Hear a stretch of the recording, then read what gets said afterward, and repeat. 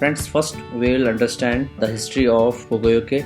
So, Poka-Yoke is a Japanese term and is a lean manufacturing concept which is developed in year 1961 by Shigeru Shingo in Toyota. The initial name was Poka-Yoke, means foolproofing, but later in 1963, Arakawa company employee refused the term because of its disgraceful and blameworthy meaning. After that incident, the name was replaced by Poka-Yoke. तो friends, जैसे कि हमने समझा, पोका का एक Japanese term है and lean manufacturing को इम्प्लीमेंट करने के लिए इस कॉन्सेप्ट को हम यूज़ करते हैं। 1961 में शिगेरू शिंगो, जो टोयोटा में काम करने वाले एक इंजीनियर थे, उन्होंने इस कॉन्सेप्ट को डेवलप किया। बट पोका का जो टर्म है उसको इनिशियली पोका-योके के नाम से जाना जाता था, जिसका मतलब होता है fool proofing. But after 2 year in 1963 Arakawa company में काम करने वाले एम्प्लॉय ने इसके जो मीनिंग है फुल प्रूफिंग, उसकी वजह से इसे रिजेक्ट कर दिया, क्योंकि इसका जो मीनिंग है फुल प्रूफिंग, उससे कहीं ना कहीं गलती करने वाले के ऊपर एक blameworthy and disgraceful feeling आ रही थी।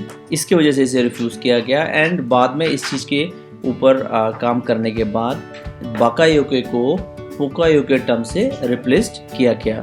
Okay, now we will understand the actual meaning of Poka-Yoke. Poka-Yoke means mistake proofing. Poka-Yoke ensure the standard condition before the execution of that process which is about to happen, so that the possibility of any mistake can be avoided. Poka-Yoke, जैसे हमने पहले बात की, एक Japanese term है जिसमें कि पोका-योके 2 words हैं एंड पोका का मीनिंग है मिस्टेक, योके का मीनिंग है प्रूफिंग, यानी कि एक ऐसा कॉन्सेप्ट जिसके थ्रू हम किसी भी मिस्टेक को अवॉइड कर सके, प्रिवेंट कर सके होने से। सो पोका-योके प्रिंसिपल के अकॉर्डिंग पोका-योके किसी भी सिस्टम में ये इंश्योर करता है कि जो प्रोसेस होने वाली है वो होने से पहले उसके स्टैंडर्ड कंडीशंस, स्टैंडर्ड रिक्वायरमेंट्स हैं, उनको इंश्योर करता है, सो दैट कि वो प्रोसेस परफेक्टली एग्जीक्यूट हो पाए। और अगर कोई भी स्टैंडर्ड कंडीशन मीट नहीं होती है तो पोका-योके जो सिस्टम है वो पूरी प्रोसेस को रोक देता है, सो दैट कि जो ह्यूमन एरर्स है उनको अवॉइड किया जा सके, प्रिवेंट किया जा सके। Friends, now we will understand the scope of Poka-Yoke. Initially, Poka-Yoke became more popular in production shop floors for defect elimination, but in today's scenario, Poka-Yoke widely adopting in areas other than production and quality such as dispatch, purchasing, NPD and admin area. Friends, initially Poka-Yoke जो है वो shop floors में production and quality improvement के लिए ज़्यादा popular हुआ, उसका ज़्यादा यूज़ हुआ।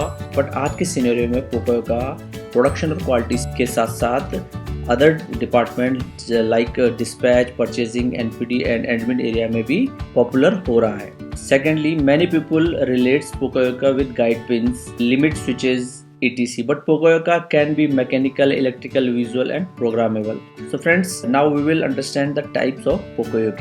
Friends, there is 2 type of Poka-Yoke, prevention type and detection type. Friends, prevention यानी कि ensure zero defect by avoiding mistake to happen, यानी कि किसी भी मिस्टेक को होने से रोकने के लिए जो Poka-Yoke हम यूज करते हैं वो प्रिवेंशन टाइप Poka-Yoke होते हैं।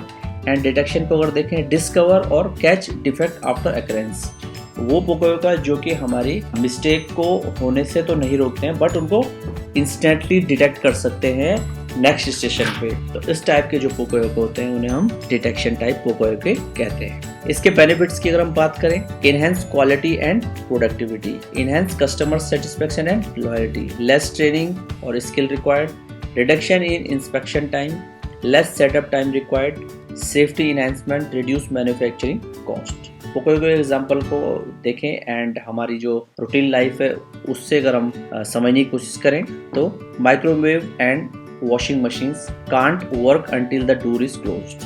Air bubble detector in dialysis machine, power supply activation or deactivation by keycards, USB plugs and elevators doors. So friends, Poka-Yoke के बारे में हमने समझने की कोशिश की एंड Poka-Yoke के ओरिजिन के साथ साथ उसके टाइप्स, बेनिफिट एंड एग्जांपल्स को भी हमने देखा एंड ये समझने की हमने कोशिश की कि Poka-Yoke कितना ज़रूरी है हमारे मैन्युफैक्चरिंग सिस्टम में या हमारी डेली रूटीन में यूज़ होने वाली अप्लायंसेस के लिए, आइटम्स के लिए, गैजेट्स के लिए, जिसकी वजह से जहाँ हमारी सेफ्टी इंप्रूव होती है, हमारी प्रोडक्टिविटी इंप्रूव होती है, हमारी क्वालिटी इंप्रूव होती है। सो फ्रेंड्स, जैसे हमने बात की कि टोयोटा से इसका ओरिजिन हुआ है, तो टोयोटा में अगर हम देखें तो Toyota has average 12 numbers of poka yoke mechanism at every work station, यानी कि उनके मैन्युफैक्चरिंग सिस्टम में एवरी वर्क स्टेशन में एवरेज 12 नंबर्स पोकायोके काम करते हैं।